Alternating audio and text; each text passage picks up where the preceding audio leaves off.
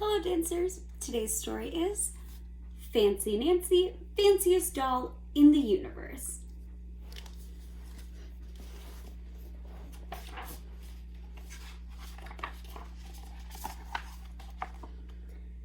Do you have siblings? That's fancy for sisters or brothers. I do. JoJo is my little sister. My parents say she's a handful, which is polite for really naughty. One time, she hid from Grandma in the children's coats department. Another time, she poured Easter egg dye in her kiddie pool and dunked Frenchie in it. Last summer, she used up all Dad's shaving cream to make it snow.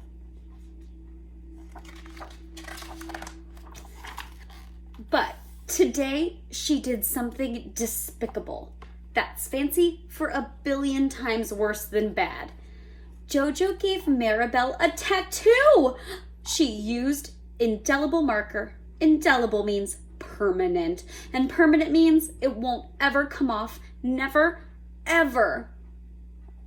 Maribel asked for a tattoo, JoJo tells my mom. She wanted to look like a pirate too. That is a big fat lie, I shout. JoJo gets a timeout. Then my mom tries consoling me. That's fancy for making me feel better. Nobody can see the tattoo, not with her clothes on. It doesn't matter. I know it's there, I say. Would this make you feel better? My mom shows me an ad in the newspaper. A gala is a very fancy party, she explains. All the girls will come with their dolls. A gala? I guess it couldn't hurt, I tell my mom. That afternoon, Maribel and I tried to decide what to wear to the gala. We are both partial to purple, which means it's just about our favorite color. Later, I tried to scrub off Maribel's tattoo, but it's a hopeless situation. That means absolutely nothing works. I am still not on speaking terms with JoJo when Mom and I leave the next morning. Ooh la la, we arrive at the Ardsley Park Hotel. It has a canopy and a red carpet out front.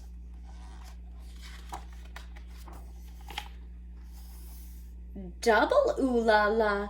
The gala is in the grand ballroom. Although many dolls are wearing the same ensemble as Maribel, she's the most beautiful by far. Maribel is the fanciest doll in the universe.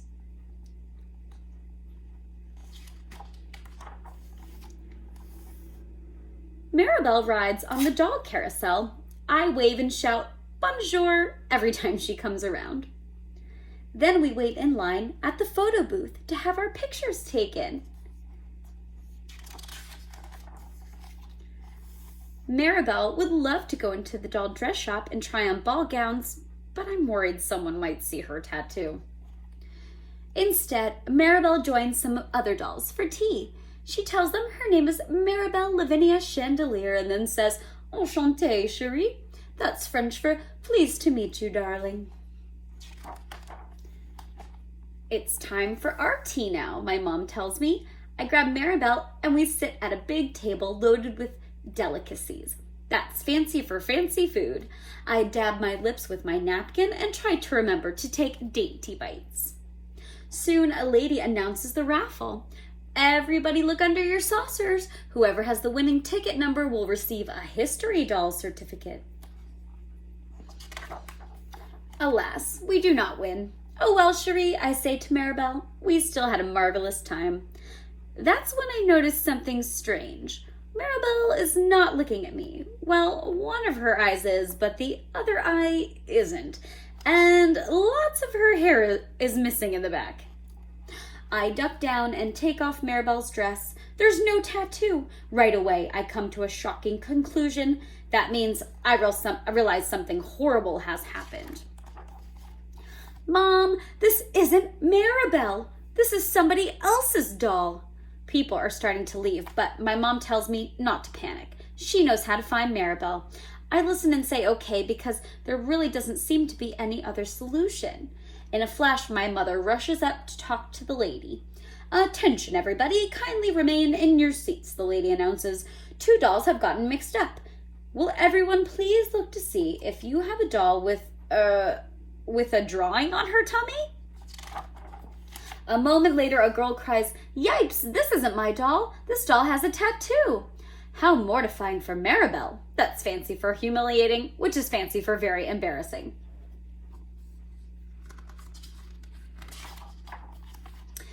The girl and I exchanged dolls. My little brother cut off Lily's hair, she says, and he poked out one of her eyes. "Oh, I sympathize with you. I know exactly how you feel." I tell her, "My little sister gave Maribel the tattoo."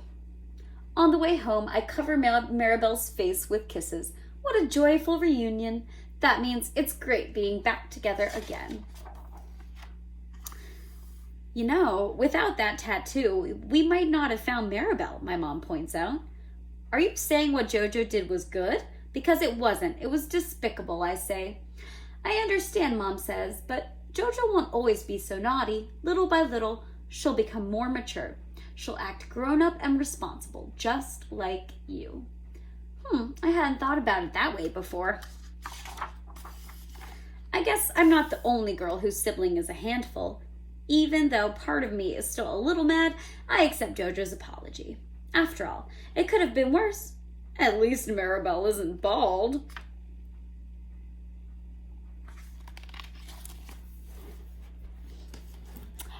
I hope you enjoyed our story today. Have a great rest of class.